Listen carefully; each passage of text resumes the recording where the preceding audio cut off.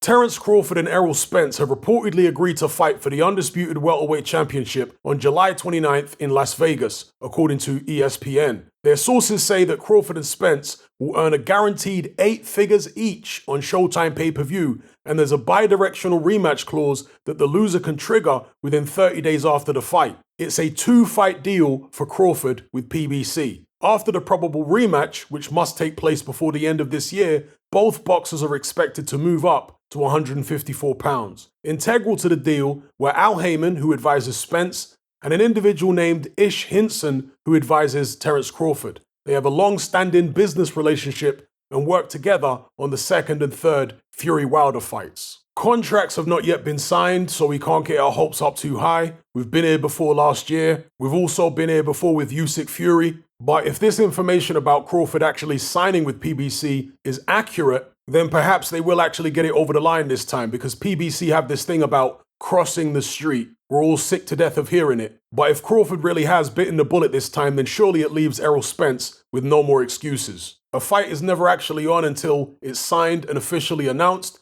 and even then, fighters can pull out with injuries and what have you. If the fight does go ahead, age is on Spence's side. He's 2 years younger than Crawford, but activity is on Crawford's side. He'll have been out the ring for about 8 months by the time July 29th comes around, whereas Errol Spence will have been out the ring for over 15 months. Spence is about 1.5 inches taller, but Crawford has a 2-inch reach advantage. Crawford is 39-0 with 30 KOs, and Spence is 28-0 with 22 KOs. So they have a very similar KO ratio, but Crawford has more fights overall. Spence showed a remarkable ability to bounce back from long layoffs and the injuries he sustained in that car accident. With that being said, he hasn't taken care of himself as well as Terence Crawford outside the ring for several years now. We've seen him balloon up in weight, we've seen him out in the clubs, getting drunk and looking worse for wear, and obviously that led to his accident. Whereas Terence Crawford seems to live a much cleaner life. Will that be a factor in the fight? How do you guys see this one going?